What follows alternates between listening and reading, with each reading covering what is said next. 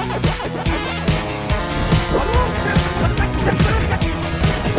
Team. Bad. Big money, big prizes. I love it.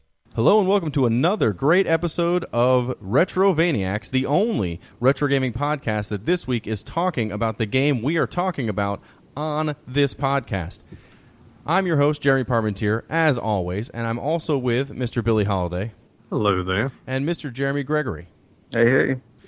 This week we're going to celebrate the start of the NFL season our own special way with Mutant League Football for the Sega Genesis. But before we get into that game, I'm going to ask the same thing I ask every week, which is, what have you guys been playing? Billy, what have you been playing? I have been exclusively, aside from the game we are reviewing on this occasion, have been dedicating most of my time, 1 to 2 hours per night, to Metal Gear Solid 5. About 10% in, many hours in. Thoroughly enjoyable thus far. I just slapped a suit onto my companion dog that has a retractable knife on it. So my dog can now run around and knife folks. But what I'm playing is not important. I think the burning question for everyone, what is Jeremy Gregory playing? What could he possibly be playing right now? Do you want to take any guesses on this? I'm going to say he's probably picked up a brand new game, and he's really into... actually, I'm going to say he went back and played Rayman 2. Just fuck you guys, really. Because this, I've been playing The Witcher 3. That's what I've been playing. But I made myself stop, and I moved over to Metal Gear Solid 5. And I loaded it up, and I got through I think the first 5 minutes of the prologue, and I got a pop-up window that said I could not connect to the server. Pressed X to get rid of it, and it desynced all of the audio that everyone was saying by like 5 seconds. And it just completely ruined it for me. And then the game crashed like a minute later. So I put that away, and I was going to actually try to play something else, just trying to stay away from The Witcher 3, and I loaded up Final Fantasy XIV. Now, this is a game me and Jeremy P. played together for quite a while, and it's got a card game in it now, and it's the Gold Saucer, from Final Fantasy VII. They put the Gold Saucer in Final Fantasy XIV, and it's just this big casino where you can gamble away your money, and it's also got the card game from Final Fantasy VIII, Triple Triad. Now, I never played that too much back in the day. Jeremy P. said he actually did. That's all I liked in Final Fantasy VIII was Triple Triad. Everything else in that game is terrible. Yeah, and that's exactly what Final Fantasy XIV is now becoming for me, because not only can you play Triple Triad in the Gold Saucer, but there are now NPCs in every village and around the entire world that you can just walk up to and play Triple Triad, which, if you listen to the previous podcast, might sound very familiar to the problem that I have with The Witcher 3. So now I have dedicated about most of my week to playing Triple Triad with Final Fantasy NPCs, and I hate my life. I can't deal with my life anymore right now, so... If I even make it to the next podcast, I'm going to hope that I played a different game that does not have a card game in it. Unfortunately, after everything you said last week about The Witcher 3 and the card game and me getting into all the other games that are like that, I did decide that I was going to spend more time in Final Fantasy IX, which, again, this is the first time I'm playing through it. But that's another one that has a card game. I don't remember the name of the card game, and it's not a very good card game. There's a lot of randomness to it that I don't enjoy, but for whatever reason, the fact that you can collect, 200 cards or whatever, 200 different cards, means that I just go through towns and see who will challenge me to play card games. And I end up wasting hours of time just playing a card game that has no redeeming features. It's not a fun game. You don't get anything if you get all the cards. It's not even like you get a cool title or a cutscene. You get nothing, not an in-game item. You just get the knowledge that you've spent hundreds of hours playing a fake card game that has no redeeming qualities. Yet I love it. I spent hours today playing it again just to see if I could get new cards, and it's a problem. I can totally see it. We may have to start a support group. We may. You I mean, you may like. You should probably play Final Fantasy 14 now. I think you should get back into that. We could play Triple Triad. Me and you. We could play Triple Triad. I think by next episode, this may be the last episode of Retrovaniacs, because we may have a new hobby and a new podcast only about Triple Triad. And can I go ahead and I'm going to go ahead and put the call out. Anybody, I need 2 new co-hosts. All that's required is you don't play online card games in any way, shape, or form. You probably need to start very soon. Please. I think the thing that's even more sad is that me and Jeremy P aren't actually playing against real people. No. We're just playing against NPCs and AI, and this is like so awesome to us, and we have something wrong with us. I mean, at least in Final Fantasy 14, if you lose a card game, you've lost the card game, and that's it. I get to reload and just try again so that I can have a perfect record. How sad is that? True. That's we like I said, we've got a problem.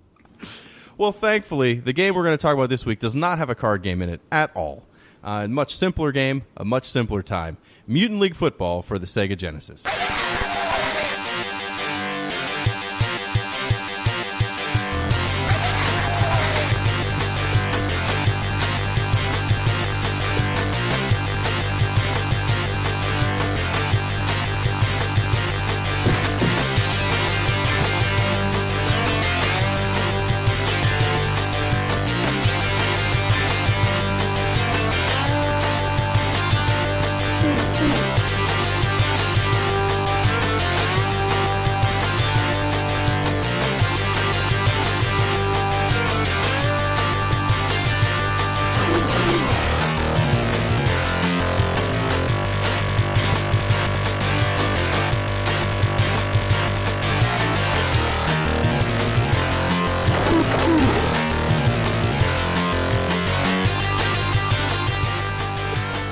Now, I am very familiar with this one, and going into it, this is one of those where I was really going to have to put all the nostalgia to the side, because I have a lot of very fond memories of this. I had a cousin I played video games with at least every weekend growing up, and we had NBA Jam, Mutant League Football, Mortal Kombat 2 was heavy in our rotation. Those were the 3 games we rotated through. I've put countless hours into this growing up. I remember it being just an excellent game, and I was a little worried going back. But fortunately, as we'll see as it pans out, still holds up pretty well. Well, I think it does hold up well before we get into the specifics, but because it's not just...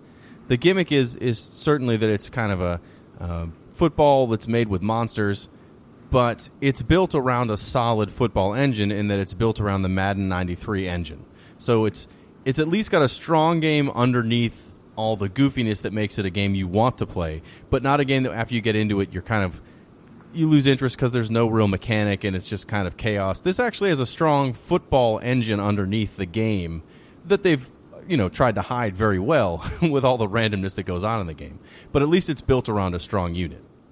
And this just really made me realize how much I miss playing those early 16-bit Madden games from back then. Like, I mean, this really is just a reskinned Madden with a few things thrown in. But man, I used to really love playing like Madden 93, 94 on the Genesis, and this really brought me back. And it's not just that. It led me to thinking that just the Genesis in general, and I give it a hard time. It certainly, I lean more towards the Super Nintendo. But one thing the Genesis could do better was sports games. I remember this one, those early Madden games, NHL 94. For someone who I never had any interest in sports, and I still don't to this day, and I don't play any of the current sports titles, but for a period of time there on the Genesis, I dedicated most of my time to their library of sports games. Well, yeah, the Genesis had very solid sports games, and I wasn't a big fan of any of the traditional sports games. I hadn't really played much of the Maddens or the NHL Lives or any of those, or I guess it was NBA Live and NHL something. But I didn't play any of those. I don't know exactly why. I think, because I've tried to play the most recent Madden. I guess not this year's because it just came out, but last year's Madden I bought thinking, I'm super into football now. I really want to try to get into this. And I just didn't enjoy it.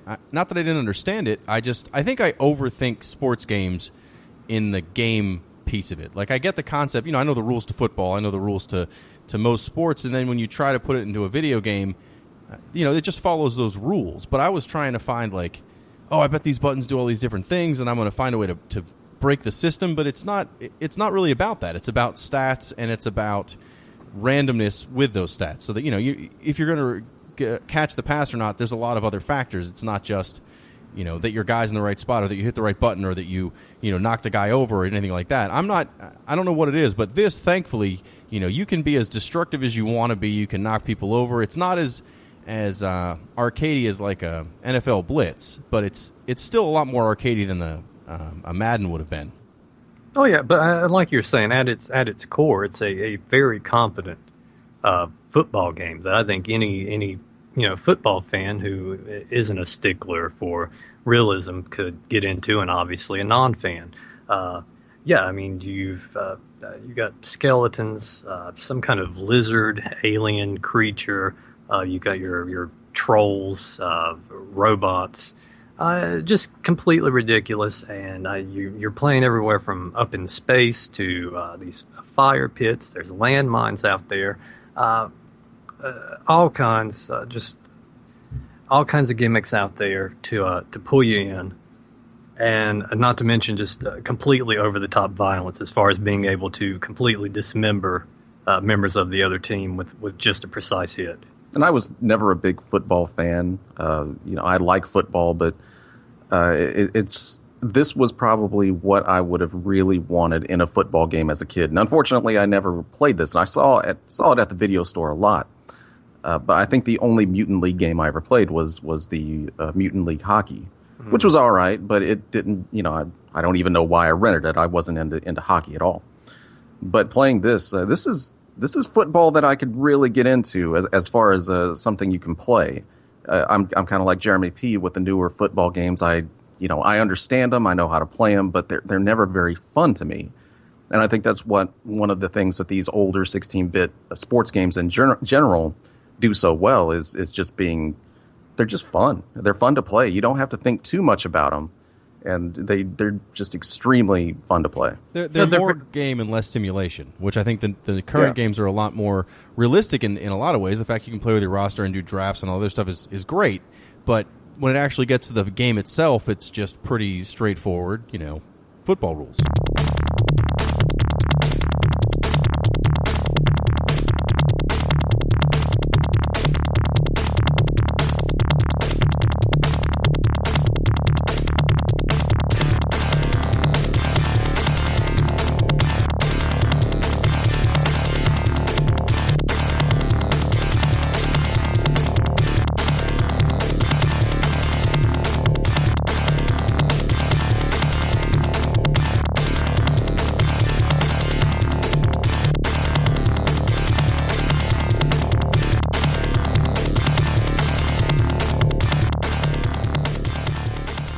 So like we were saying, this is basically underneath it, it's an early Madden football game. So I'm not going to explain the rules to football because that's going to take a lot more time. And the basics are you have an offense that you have a quarterback that is the person that throws the ball or hands the ball to someone else to run.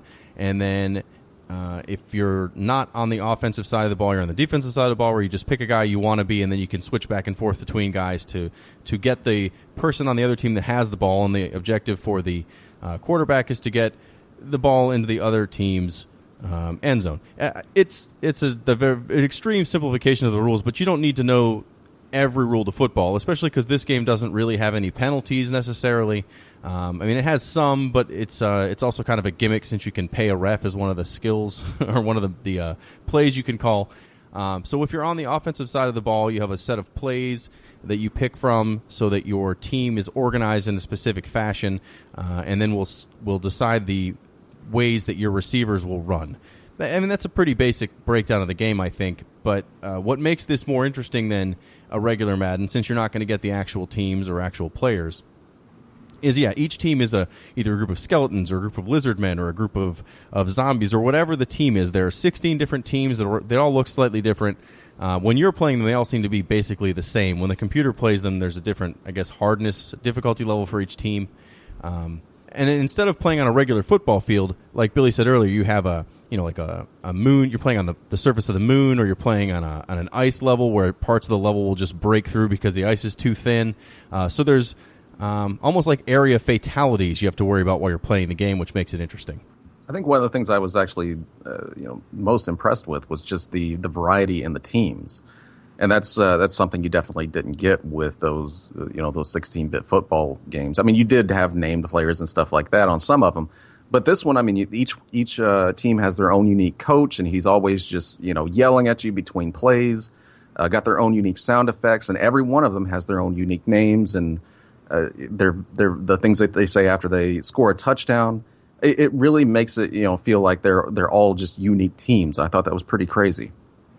Yeah, I mean, it would have been simple for them to just just toss out a bunch of generic names, or just really not have names at all, and just make each team just a team of clones. But it seems they put a lot of work into kind of giving each team their own personality. And like Jeremy P. said, you see that more when the computer is playing as them. And initially on the selection screen, there are ratings for the skill level of the team, I guess, starting with your all-star teams, which we always banned from competitive play when we played, which it's the best of the best from every team, all the way down to the poor lowly 60 whiners who have 0 as far as their toughness goes. But that's the team you always want to play against. That's the team you want to play against, yes, and that's the team that if you really want to challenge yourself, you will try to take on and mold them into something greater. Oh, there's also a violence setting level. You can have it from barely violent, where it's still more violent than a Madden game, where you could still crush an opponent, literally killing that player so you won't see them again. To I think the maximum level is like Annihilation level, where literally you can explode other players by diving into them. I think when you play Annihilation level, the fatality areas on the field are worse, or there's more of them. I'm not necessarily sure because I can't really tell. It's not like it spells it out for you, but it definitely makes the game more interesting and it's a lot more chaotic as people are just exploding left and right all over the field. But I'd like to meet the kid that set that level down all the way to the bottom. Who did that? You jammed it all the way up, and also you can turn off your reserves, because if your reserves are off and a player dies on your team, you're down a guy, and you can really pretty much get down to nothing there. And I never did that usually, because literally if the violence was all the way up and the reserves were off, you were going to have maybe 2 guys out on the field eventually.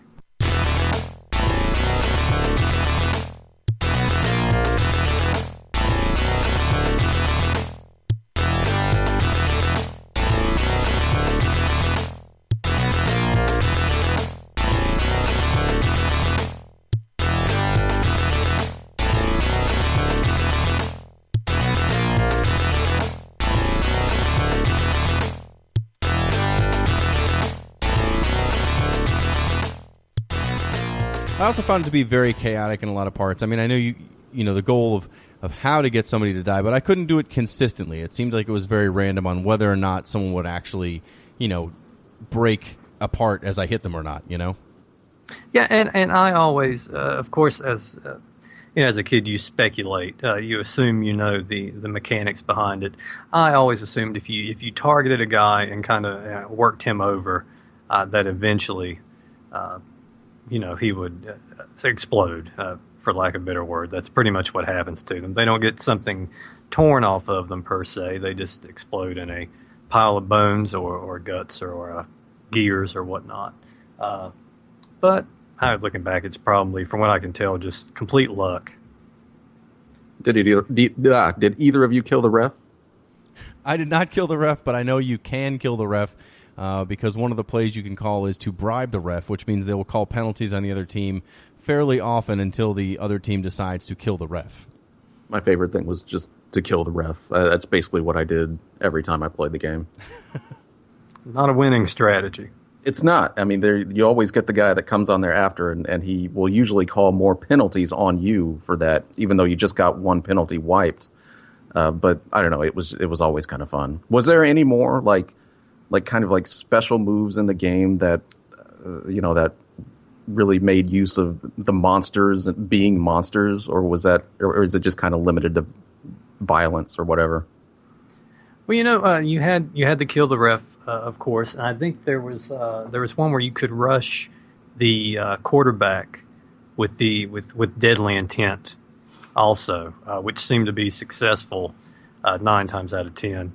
And besides that, I can't think of anything that really took advantage of that gimmick. I know on defense, you had a few other kind of special moves, like you could block the pass screen, so the quarterback would have to throw blind. It would you initially, when you go to pass, you have 3 little windows that pop up, and one with ABC underneath, and it correlates to the buttons. If you see the guy in the A window is wide open, you want to hit A to pass to him. But no, there's a special move that will block that out, where you can't see. Other than that, I can't recall offhand a lot of special moves along the lines of the kill the ref. I saw one where the defense went completely invisible when I snapped the ball, and then also when I saw the AI do when they were on offense, the running back basically just vaulted over my entire team for about like a 15-yard gain. So those are basically the only 2 things I really saw in the game that made them look like they were aliens or monsters or something like that. I didn't notice a whole lot that would have been differences based on what the characters were. I still thought that it was basically flavor. It allowed it to make more sense for them to explode each other as opposed to being, regular football playing human beings that would rip each other in half. So you can have as much violence as you want without anyone being concerned as far as ratings go. I did notice that there are some inaccuracies with following the actual rules of the game, not just with penalties that aren't called, because pretty much unless you can get an offsides penalty called against you, but that's pretty much it. I guess delay of game, unless you bribe the ref, then all these other things are called on you. But I did notice that, for example, on a kickoff, if you get the kickoff, and unlike in the NFL where if you don't touch the kickoff at all and the other team touches the ball, that's where you get the ball. Instead, in this game, no matter what happens, if the other team touches the ball, it's their ball, and they get to run with it and score a touchdown on you. So I found that out by accident, but that's one of those things where I was like, I wonder what other rules aren't being followed that are going to kill me in this game. But thankfully, I was playing against the 40 whiners or whatever, and I was able to come back from that touchdown pretty quickly. I guess one of the things that kind of sucks for me is that there's no season mode at all. Or if there was, I didn't notice it. You just go in and you basically got single game. You can play a playoff series, and I think that was about it. I don't remember what Madden 93 actually had in it, but it seems pretty bare bones for a football game as far as, what you can really do on your own. Yeah, I know there is the playoff mode, but I mean, that puts you right into, it's just a handful of games. A full season mode would have been nice. It didn't make it in there. I think this really seems like a game that kind of stressed cooperative play or versus play, rather, with friends more than, the single player, it's a lot of fun to play, but very bare bones. Yeah, this is definitely a game that would be more fun to play with somebody else or against somebody else. But I think it's how most sports games end up being anyway. I mean, we mentioned Blitz, and I didn't play Mutant League Hockey, but I did play, like Blades of Steel and stuff. All those games were way better with another person as your opponent as opposed to the computer, but they were still totally fun by yourself. Did you guys have any go-to plays that was like your main play whenever, like third down or whatever? My strategy, mine also wasn't the soundest, but I always picked I can't remember the name of the play, but it was the long pass, like the absolute longest pass. The hell scary. And I would pick that 3 times, and if it didn't work, I would usually punt the ball.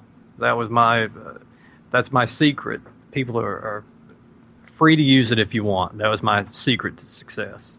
I was never able to get a running play to get me more than 2 to 3 yards. And again, in an actual game of football, getting 3 yards a run is okay. But I was never to get like a good breakout run play. Almost everything I did was some kind of screen or or just some kind of dump pass where I could run off to the side and run to the sideline, get about 5 to 10 yards on a pass play and go from there. So I had a couple big pass plays, but generally I found it much easier to just dump the ball, get 5 yards, and do that over and over again. I could never get the passing quite down in this one. Like, I know how to snap the ball and find a receiver, but after it's thrown, the act of actually catching the ball, I don't know if it was just because the way the game, it kind of moves a little choppy when there's a lot of stuff going on. And especially when you throw into a crowd or whatever, it just seems like it wasn't, sometimes it would catch it, other times it wouldn't, even if I was doing the same thing as I was before. So I don't know if I was missing something there, but I don't remember ever having that much problem playing the old Madden games with that. And I think that is something that worth addressing. I think it is an issue I noticed also. If you try to, especially with running plays, you might notice, like Jeremy said, there's a little choppiness to it when you have, both teams almost in their entirety on the screen at once. But it seems with most passing plays, there is going to be one guy that's just and I don't know if this is how it works out or if just my experience, there just seems like there's one guy that's always going to be a bit more wide open than the rest. And if you don't throw it to him, more than likely you won't connect. It always seems like with the passing plays, there's one correct choice. Yeah, I kind of noticed that as well. I could definitely usually find that open guy, but even after I threw the ball and you could see the X on the ground, even if I was standing there wide open, I would sometimes, it just wouldn't even connect. And I don't know, that might just be random or depending on the person you're throwing it to. I don't know how deep this game got, but for the way it looks and plays, it seems like I should have caught that ball every single time. I think a lot of it is randomness. I think a lot of those older games had, and I didn't see any stats here, and there could have well been stats like in the manual or something that said like this team's good at catching and this team's good at running or whatever the deal was. But I think a lot of it was random because, again, I think I was overthinking a lot of these games where I was looking for a reason I didn't catch a ball as opposed to just saying, well, it's random. Sometimes you'll catch it because sometimes, or sometimes you don't catch it because sometimes you just hit your hands wrong or whatever it is in actual football. And I think that's supposed to kind of simulate that to some level. So in general, I think this is a pretty solid game, a solid football mechanic game. I like all the extra flair that makes this more interesting. I like that all the teams are monsters. I like that you can basically just bash into everybody without worrying about penalties. There's no holding calls. There's no pass interference calls. It's just kind of dumbed down in that aspect, but just kind of bare-knuckle football where things happen to explode and you have pits of fire all over the field. I find that much more enjoyable than sitting down to play a regular game of Madden or any other sports game. If I could play a game like this that has that more arcade feel, I think this still holds up pretty well, especially because you don't need to worry about rosters since none of these people are real or people. And maybe this is the way real football should be. Maybe they should look into it. But yeah, it's an excellent game. Like I said earlier, whether you're a football fan, non-football fan, I think you can come together and enjoy this one. I can't recommend this one enough. The hockey game, though, I only rented a few occasions. Didn't really care for it. There was also a basketball game that was in the works, but for whatever reason, did not come to be. Maybe fortunately, because I thought the hockey game was a big step down. For me personally, I really like this game. Even though it's kind of in a weird place, it's not quite what I'd call an arcade football game like NFL Blitz, and it's not quite a sim like Madden was. It's kind of in the middle, and I can definitely understand why there's such a huge cult following for it. And I totally recommend it to anyone that wants just a fun football game to play. That's not looking for all the sim badness that some of those early football games got into. But yeah, this game's really fun.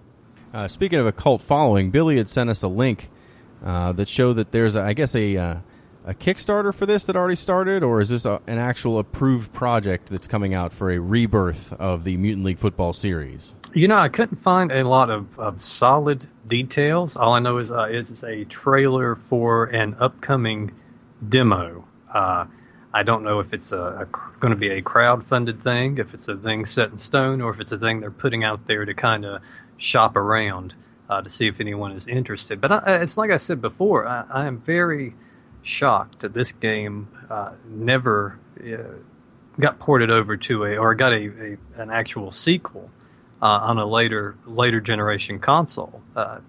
They had their Genesis entry, and that was it. Sega never put it on another console. PlayStation never picked it up. It's that kind of cartoonish, violence that Nintendo will put in the game every now and then. It's a franchise that just kind of fizzled out, which I think is a real shame, and I am hoping the best for this attempted revival.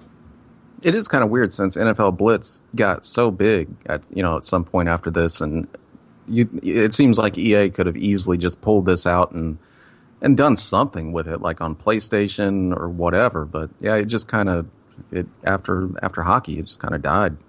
Well, I think especially if you're going to talk about Blitz, I think you hit both markets with Blitz. You're not just getting this is definitely targeting a gaming audience. People who are looking to play as skeletons and lizards and whatever. If you want to play an actual arcadey football game and then get to also play as your favorite players, Blitz hit all those buttons. Where this is, you mentioned earlier, Jeremy, it's kind of in a weird area where it's not really a simulation, but it's not really an arcade game. I think it's a much narrower market you're aiming at than a Blitz would be. So after Blitz, is there necessarily a need to have redone this? Unless you're going to go in that more arcadey feel, I don't necessarily know.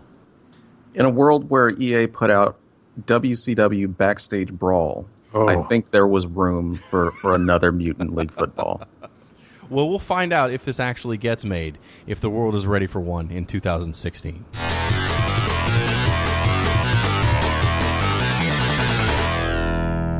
Well, this week we do not have a listener question, or at least if we did, I didn't see it. So I'm assuming we don't have one. But I did want to mention this past week was not only the 20th anniversary of the original PlayStation, which is a system I'm sure we all played plenty, but it's the 16th anniversary of the birth of the Dreamcast, which is, in my opinion, one of the best systems ever made. I'd like to just take a moment to remember how amazing that system was and wonder why it didn't do better, aside from Sega's inability to market anything. For me, I'm sorry. Go ahead. For me, I actually imported the Dreamcast from Japan when it first came out.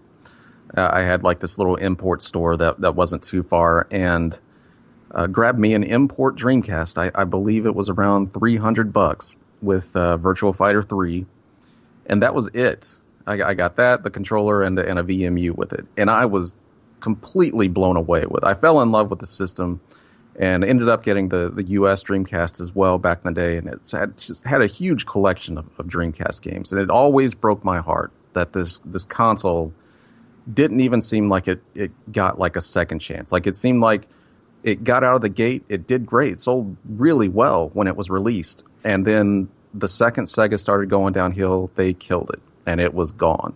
And I don't know if you want to blame the PlayStation 2 for that, or if there were sales numbers behind that were showing that people just weren't buying it, but this seemed like it was too good of a system to die as soon as it did. Yeah, and I can only speak for my region that I'm living in. I don't know if this was the case in others and if this contributed to anything, but I picked up the console on launch. I got the bundle with the House of the Dead 2, and for the longest time, that's the only game I had for it, not out of lack of funds or lack of desire, but just there was never anything out in the store. And maybe, about a year into owning the Dreamcast, I had House of the Dead 2, I had a Power Stone, which I can't say enough good things about. I had a WWF Royal Rumble, and maybe just one or two other games. In fact, my Dreamcast library really, and there's an article up on Retrovania, didn't get bolstered up until some flea market shenanigans several years after the console was out and about. But yeah, as far as retail stores, there was never more than maybe 10 or so games out there at a time here, at least in the North Carolina area.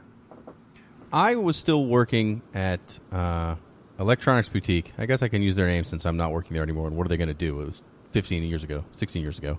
That was actually the very end of me working there. Was the Dreamcast launch was in September of 1999 in the U.S. So we had been pushing it all summer long. I loved it. We got a demo unit in. It came with Sonic and a demo for Soul Calibur, which sold me immediately. Soul Calibur was amazing looking. So I had to have this system. So we pushed it, and we sold a lot of them. We had one of those like ridiculous midnight launches where we sold all our systems that were all pre-sold and everything else annoying. But what annoyed me about the entire, Dreamcast launch is literally the next morning, like the morning of the 10th. We came in, the entire display of everything was supposed to be pushed over to a PlayStation 2 pre-sale. And we were supposed to tell anyone who was buying anything for the Dreamcast, hey, this is great. You should pre-buy the PlayStation 2. It's even better than this Dreamcast. So I know that other stores may not have pushed it as hard. Maybe just my manager at the time was a huge PlayStation guy. But it seemed like, after getting the systems out the door, it was how fast can we get all these people to trade their systems in to get a PlayStation 2. And, part of it was that, but I also think, the Saturn was such a massive failure. In the U.S. at least, that everyone already assumed when the Dreamcast came out this was going to be another failed system. So it had the retailers, even if it was just a fear of the lack of sales that the Saturn had, really were pushing the PlayStation 2, unfortunately, because, like Billy said, Power Stone, one of the best games of all time. I can't tell you how many months and months and months where I would just have friends come over and we would just play Power Stone for hours. One of the best multiplayer games of all time. There was such a great library on that system, and it's like I said, it's so weird to see a system with that many quality games just completely disappear as fast as it did. I guess the PlayStation 2 essentially killed the Dreamcast before the PlayStation 2 even launched. There was just so many people that thought that the PlayStation 2 was going to be this amazing thing and was going to blow the Dreamcast out of the water. And while the PlayStation 2 did end up being one of the greatest systems ever made, I think there was more than enough room for the Dreamcast in there as well. It would have been really cool to see those two systems go at it. Well, and I think the market, there's certainly a market for both systems, because I think the Dreamcast kind of did its own thing, and there were games, and I think the kind of games you could only experience on the Dreamcast, more arcadey type things. I am still sad to this day that the Dreamcast did not do better than it did, and it fizzled out so quickly, because I have nothing but praise for the system.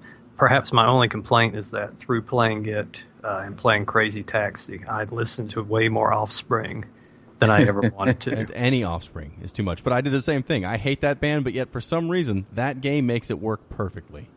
It does. I mean, does any of us think that having all of those arcade games kind of put people off to the system? Because most of those games, especially from Sega, really didn't have anything beyond just 5-10 minutes of gameplay that you're supposed to do over and over again, like in Crazy Taxi, and even their original stuff like what was that music game with the Ooh La La in it? Space Channel 5. Yeah.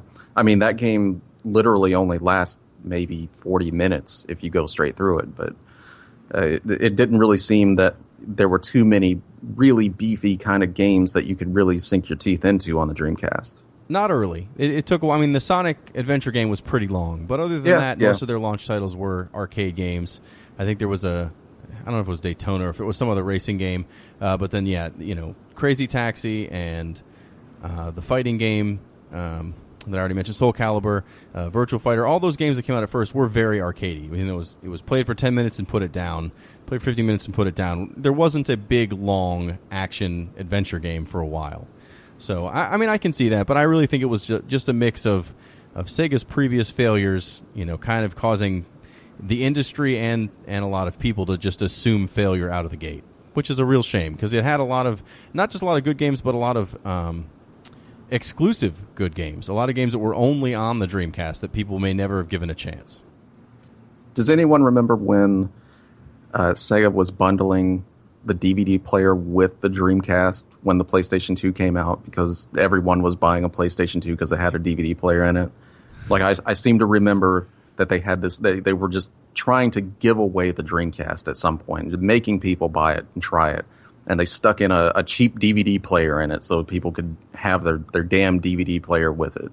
Like a standalone DVD player? Yeah, it was like it kind of reminded me of when the Xbox One did their big deal a couple of weeks ago when they were selling an Xbox One with a 32-inch TV for $500, and like it was a pretty huge bundle for an Xbox One, getting a fucking TV with it.